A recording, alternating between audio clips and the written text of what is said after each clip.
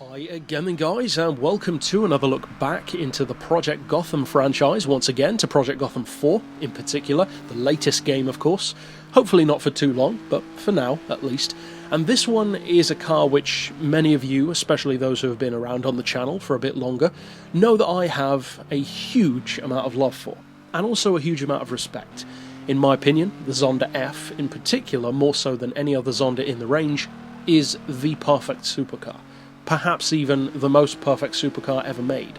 And I know an argument is there for the McLaren F1 as well, but even the McLaren isn't quite there for me, because the McLaren doesn't have the attention to detail in terms of artisticness or luxury, which the Zonda has.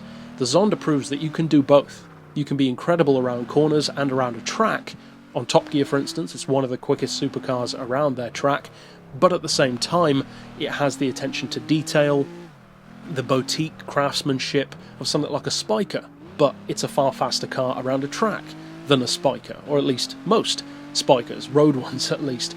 Now the Zonda is a great supercar in the real world, and it's one of many people's favourite supercars. So why then is it featured on so few games? That's the thing that I've always found strange.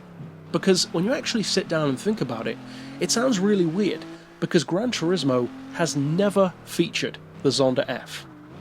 Forza has never featured the Zonda F. The two arguably biggest franchises and most loved franchises in the racing world have never even come close to having this car. The best we've had on Gran Turismo was the Zonda R or the Zonda C12S, both of which are considerably different. And the closest that Forza has got is the Cinque, which is a bit more similar, but it's still quite far off, let's be honest.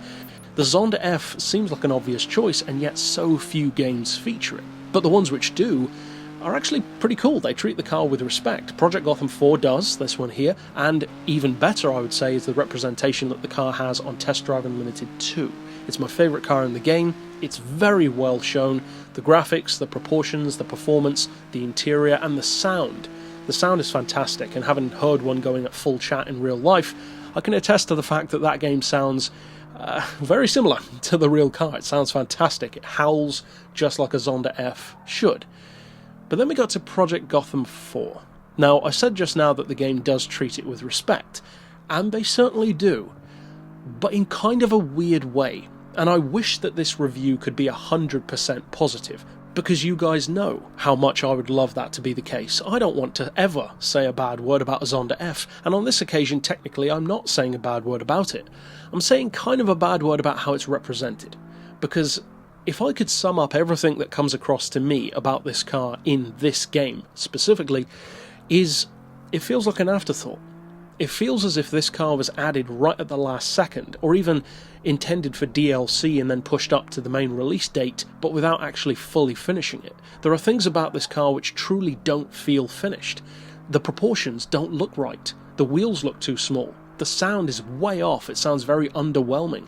Even the performance and the handling and the ratings that they give it are all over the place. They give it a 9 out of 10 for acceleration despite being in the B category. Now, it should be in B category, for sure. It's not an A-class vehicle, for a reason. It can't beat a Caparo T1 or a Toyota TS20, of course not. But at the same time, if it's going to be in the B class, why on earth would you give it the same kind of rating for acceleration that the TWR Jaguar XJ220 has? Because categorically, they are not even similar. The Zonda in the real world hits 60 in 3.6 seconds, flat out does 214. The TWR Jaguar hits 60 in 3.3 seconds and tops out at 225 miles per hour. That's not even close. That's like comparing a Mosler to a McLaren F1. Both are fantastic, but they're not even in the same ballpark in terms of straight line speed. Likewise with the TWR Jag and this one, they shouldn't even be close. As much as I love the Zonda, it doesn't deserve a 9 out of 10. It should have an 8 at the most, if not a 7, because especially for top-end speed, the Zonda just doesn't have that. It's not designed to. The top speed is good, but it's not designed to get there quickly. It's designed for lower-end acceleration and just the pleasure of driving. That's kind of the whole point of the Zonda range. But what about the other ones? Well, for the brakes, once again, they are very generous. They give it an 8 out of 10, which is fantastic. That's a little bit too generous, let's be honest. That's a similar kind of level to some actual competition spec vehicles in the game.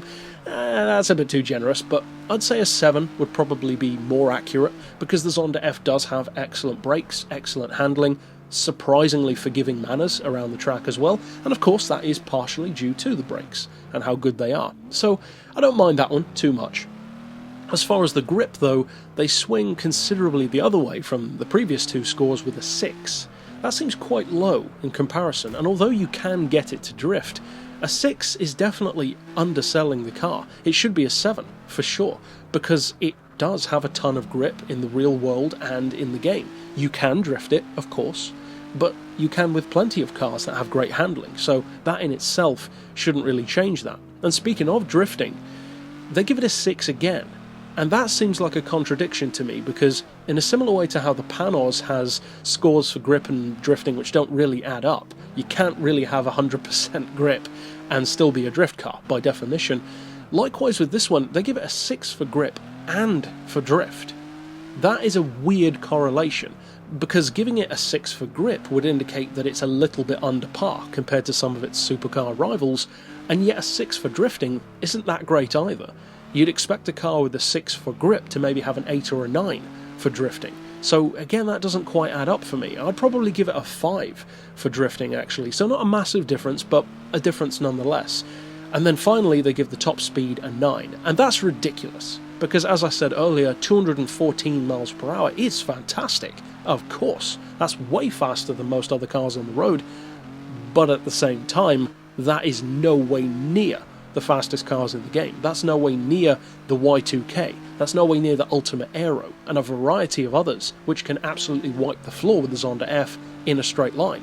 Because, again, it's not designed for that. It's not a speed record car, it's not designed to break any records, it's just designed to be a perfect supercar, a drivable piece of art, like a Spiker, or an MC12, or an Adonis, or a variety of others.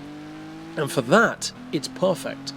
But a 9? That might be the most ridiculous score of all, because a 9 puts it literally on par with cars which are so much faster even.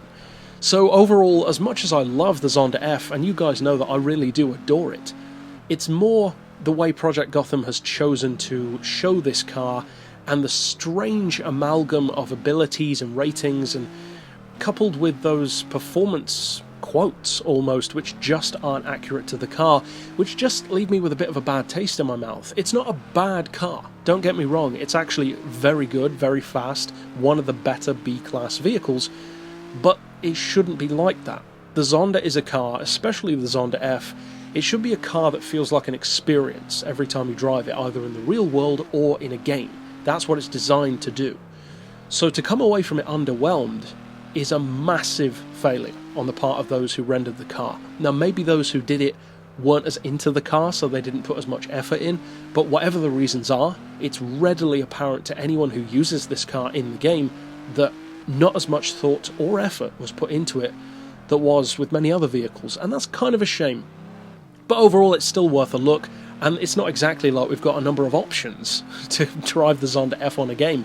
However, I will say that if, like me, you adore the Zonda F and you just want the opportunity to really fully appreciate the best representation of it in a game, go for Test Drive Unlimited 2. It's a fantastic car in that game, and a pleasure to drive, which is how it should be. But that's it for this pick overall. Of course, I'll see you guys next time, and for now, as always, thanks for watching.